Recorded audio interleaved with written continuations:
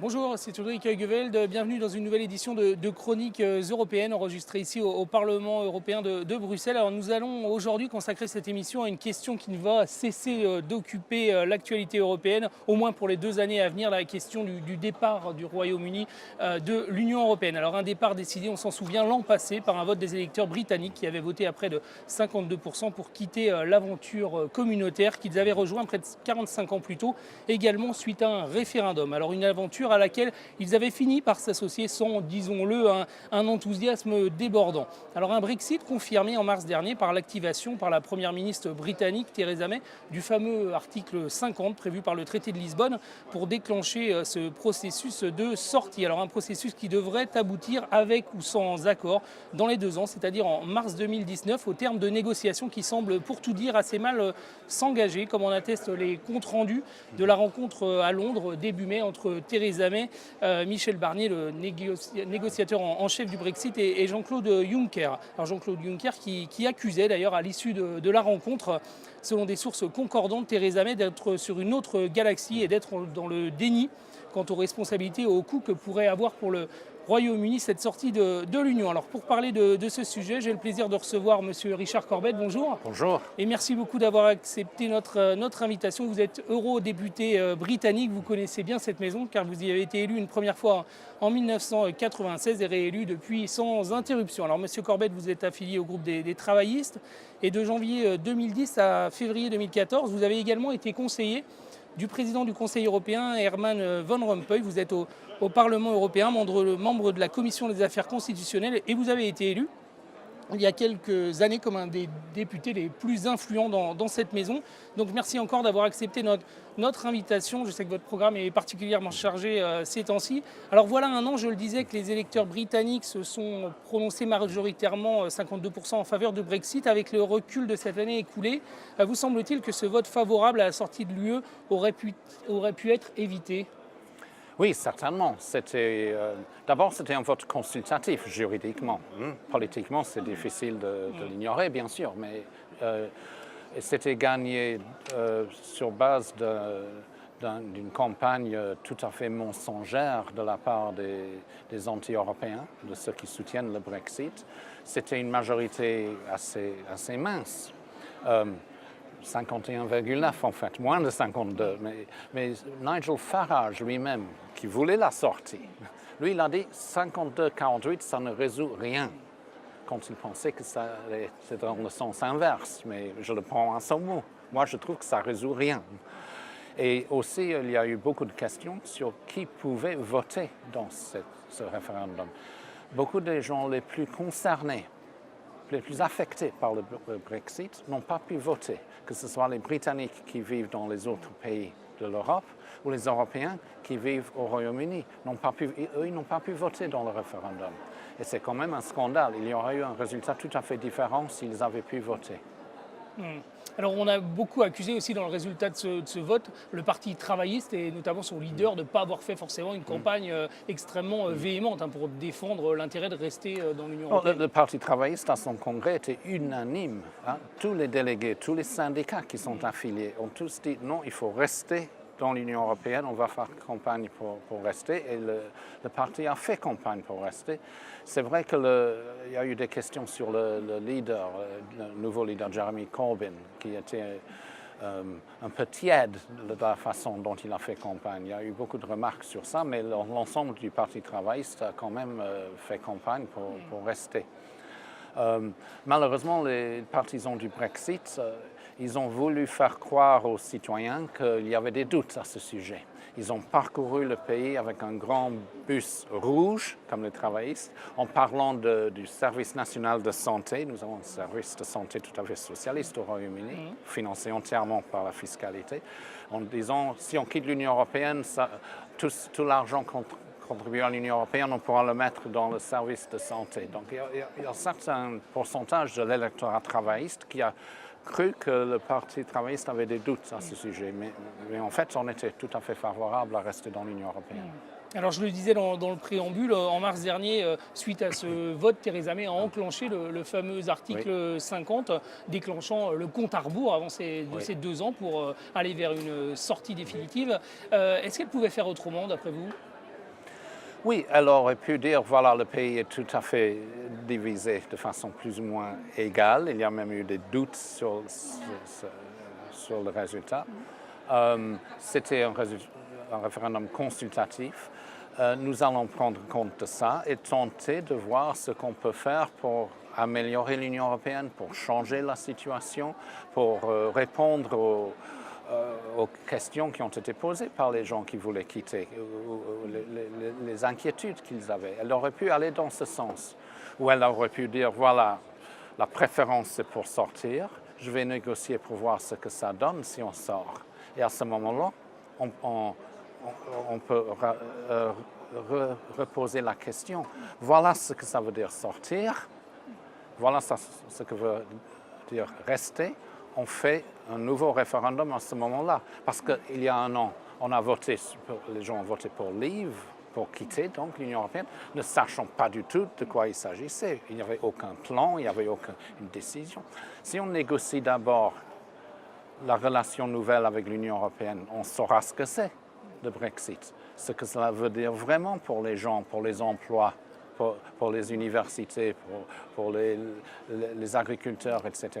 À ce moment-là, on pourrait voter en connaissance de cause. Mais tout ça, elle a refusé de faire. Elle veut même un Brexit dur. Donc, ça veut dire quitter non seulement l'Union européenne, mais aussi l'Union douanière européenne, le marché unique. Elle veut tout quitter, tout, même les agences techniques. Alors, vous dites quand les Britanniques ont voté pour la sortie de l'Union européenne, ils ne savaient pas vers où on allait, il n'y avait pas de plan. On n'a pas l'impression qu'il y en ait véritablement aujourd'hui. Et comment est-ce que vous interprétez un petit peu le lancement de ces négociations? On l'a vu, la première rencontre avec Jean-Claude Juncker et Michel Barnier à Londres a été assez catastrophique. Hein. Et pour cause, parce que l'Union européenne, au moins, elle a fait l'inventaire des sujets qu'il faut régler. Hein, et il y en a beaucoup. Le gouvernement britannique doit quand même savoir la même liste, mais ils n'ont toujours pas publié leur position. On ne sait toujours pas ce que veut le gouvernement britannique dans ces négociations. Est-ce qu'il veut, par exemple, j'ai évoqué les agences techniques. Prenons un exemple, l'Agence européenne pour la sécurité des avions. Chaque avion qui vole en Europe doit avoir une autorisation de cette agence. On a fait une agence commune, c'est moins cher, c'est plus efficace. Bon, si on sort de l'Union européenne sans mettre quelque chose d'autre en place, ça veut dire que le lendemain, il n'y a aucun avion britannique qui a le droit de voler en Europe, voire même de traverser l'Atlantique parce que c'est réglé par l'accord entre l'Union européenne et les États-Unis. Bon, c'est une catastrophe, bien sûr. Donc il faut régler cette question. Mais comment ? Soit on va créer une agence équivalente britannique qui va coûter cher, il faut recruter l'expertise, il faut le mettre en place et il faut qu'elle soit reconnue ailleurs dans le monde. Hein? Soit on dit, oh, ça c'est un peu compliqué et un peu cher. Non, on veut quand même rester dans cette agence, même si on quitte l'Union européenne. Il faut choisir. Le gouvernement britannique, 10 mois après le référendum, 11 mois, n'a toujours pas révélé ce qu'est sa préférence. Et on peut dire la même chose pour l'agence chimique, l'agence sur les pharmaceutiques, les médecins, pour Europol, pour toutes ces choses. On ne sait toujours pas ce que veut le gouvernement britannique. Donc ce n'est pas étonnant que les 27 soient un peu surpris et je dirais même fâchés avec le gouvernement britannique. Alors vous avez mentionné des sujets qui sont extrêmement complexes, qui vont faire l'objet de lourdes négociations. Il y a même des experts qui disent sur cette base qu'en 2 ans, c'est tout à fait infaisable. Oui.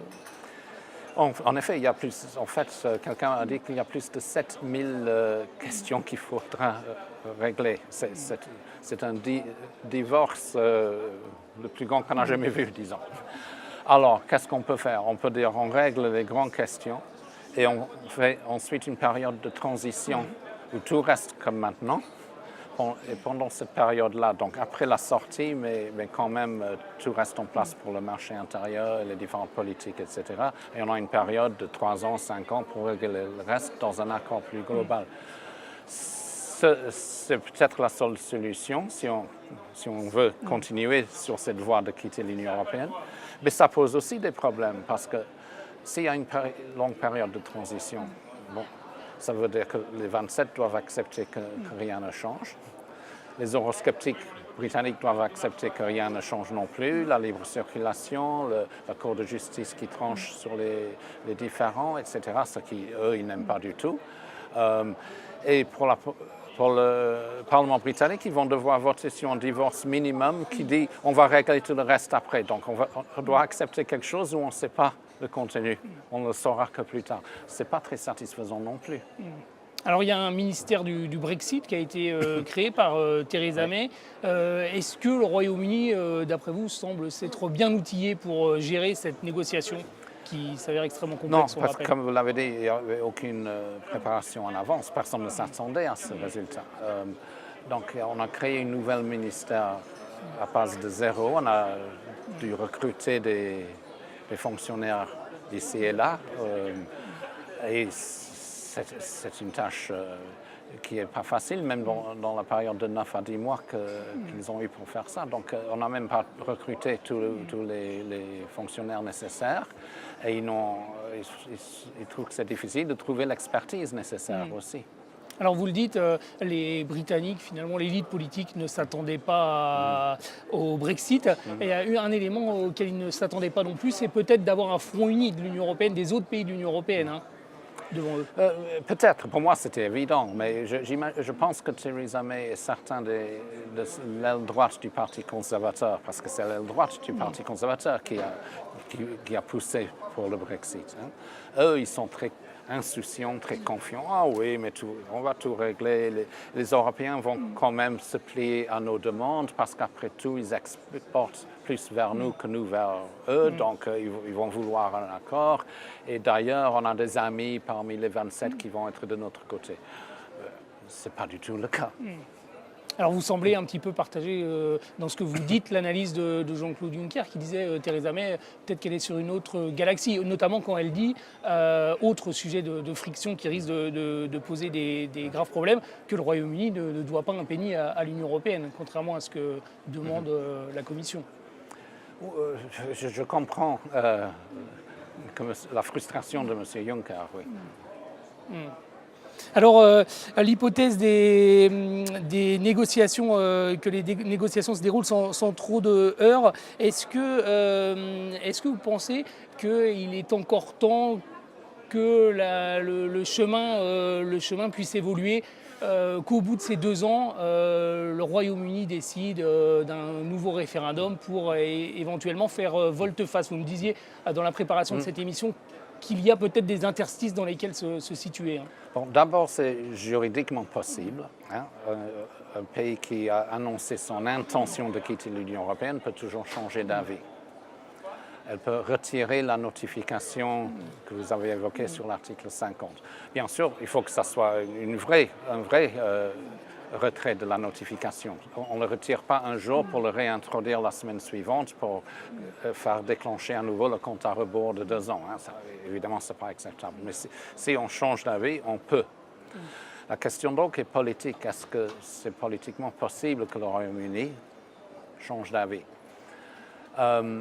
À mon avis, on évoluait vers ces situations. Et c'est pour ça, d'ailleurs, que Theresa May a déclenché une nouvelle élection, parce qu'elle veut renforcer sa majorité. On est allé vers une situation où c'était fort possible qu'une majorité à la Chambre des communes rejette l'accord de divorce dans 2 ans. Elle a une majorité très mince en ce moment. Donc, elle a fait des élections anticipées. Elle a toujours dit, je ne fais pas ça, je ne vais pas faire ça. Elle a complètement changé d'avis parce qu'elle voyait qu'elle perdait sur cette question. Donc maintenant, beaucoup va dépendre sur la taille de sa majorité si elle gagne les élections. Ça dépendra aussi s'il y a une évolution de l'opinion publique. Il y a eu un sondage il y a une semaine où une majorité disait on a fait le mauvais choix. Si cette évolution continue, c'est possible que la question se posera à nouveau. Il y a quand même très peu de gens qui ont voté pour un Brexit coûteux. La plupart d'entre eux vont voter pour un Brexit qui ne coûte rien. Au contraire, on leur a dit ça va rapporter de l'argent. Maintenant que ça devient de plus en plus clair que ce n'est pas le cas, que ça va être très coûteux pour l'économie britannique, pour l'emploi au Royaume-Uni, beaucoup de gens commencent à avoir des doutes. Mais malgré tout, elle continue à avoir une assise assez solide, hein, Theresa May. Comment vous l'expliquez? Elle a parié pour avoir la présidence de son parti et donc devenir Premier ministre. Elle a fait une alliance avec l'aile droite, l'aile pro-Brexit de son parti. Elle garde ça pour rester leader du Parti conservateur et pour rester Premier ministre, pour l'instant. Si la situation évolue, beaucoup de choses peuvent se passer dans 2 ans. Hein? Et s'il y a un mouvement de l'opinion publique, et si l'industrie gueule vraiment, ça va nous tuer. Si les agriculteurs ont de plus en plus de doutes, ce qui est déjà le cas, si le secteur financier dit ça va nous étrangler, si les universités disent c'est un désastre pour la collaboration en matière de recherche, etc., si les étudiants disent pourquoi on nous enlève le programme Erasmus, et ça devient un vrai tollé, à ce moment-là, il y a une possibilité, je ne dis pas plus que ça, hein, il y a une possibilité qu'elle change d'avis. Il y a des mouvements déjà qui agitent dans ce sens au Royaume-Uni. Le mouvement européen qui a même des conservateurs dedans, ce n'est pas seulement des travaillistes ou des libéraux ou des verts ou des nationalistes écossais qui ont tous été contre le Brexit, il y a de tout. Et c'est possible qu'on peut changer d'avis. Alors beaucoup des pro-Brexit répondent à ces accusations. Vous voyez, on nous annonçait une dégringolade de l'économie. Finalement, rien ne s'est passé. Oui, elle n'est pas encore sortie. Hein. Oui, et d'après vous, quand est-ce que justement ces conséquences compliquées, difficiles vont commencer à se faire réellement sentir? Les plus grandes conséquences, c'est après la sortie, surtout si on quitte, comme le veut Theresa May, l'union douanière. Imagine, on aura une barrière douanière vers notre principal marché d'exportation. C'est un désastre économique, tout ça. Mais déjà après le vote, le livre sterling a chuté de 20%. Hein? Ça veut dire que toutes les importations, et n'oublie pas, le Royaume-Uni importe la plupart de sa nourriture, son énergie, tout ça augmente son prix avec en termes de livres sterling, c'est 20% plus cher. Hein? Donc ça a déjà un effet néfaste. Mais le plus grand effet sera après le départ, bien sûr. Et puis il y a des conséquences aussi sur l'unité même du Royaume-Uni avec des tendances centrifuges qu'on voit en Écosse, en Irlande du Nord. Ça vous inquiète, ça aussi? Oui, c'est tout à fait normal si on était membre du Parti nationaliste écossais qui veut l'indépendance de l'Écosse. Il y a 3 ans, ils ont voté pour rester dans le Royaume-Uni avec un des arguments, disons, si vous quittez le Royaume-Uni, vous allez quitter l'Union européenne. Attention, ce ne sera pas bien. Donc, ils ont voté pour rester dans le Royaume-Uni pour voir que le Royaume-Uni quitte l'Union européenne. Alors, c'est normal que les nationalistes écossais jouent cette carte-là en disant, voilà, on nous a entraînés dans une aventure tout à fait néfaste. On veut quitter le Royaume-Uni pour rester dans l'Union européenne. En Irlande, situation très différente, mais la frontière entre l'Irlande du Nord et la République d'Irlande, c'est une frontière tout à fait ouverte. Maintenant, elle traverse des fermes, des villages. Imaginez des contrôles douaniers dans cette situation. C'est une catastrophe économique et pour les gens.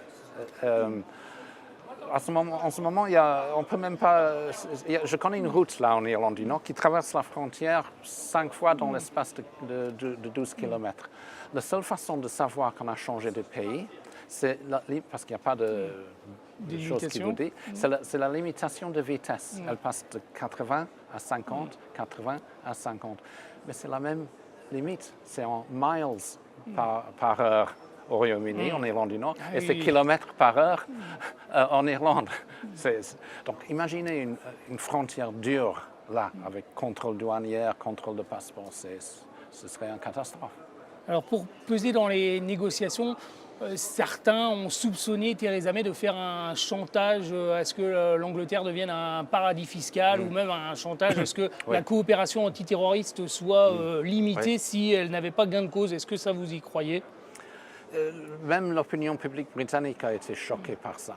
Parce que quand même mettre ça sur un tas, c'est un intérêt commun quand même de travailler ensemble contre le terrorisme. Alors dire, si vous ne donnez pas gain de cause sur ces questions économiques, on va saboter la coopération contre le terrorisme. Et en matière de sécurité, il faut être complètement... je ne veux pas dire un mauvais mot en français, mais vous voyez mon sens. Alors une dernière question, parce que je sais que vous n'avez pas beaucoup de temps.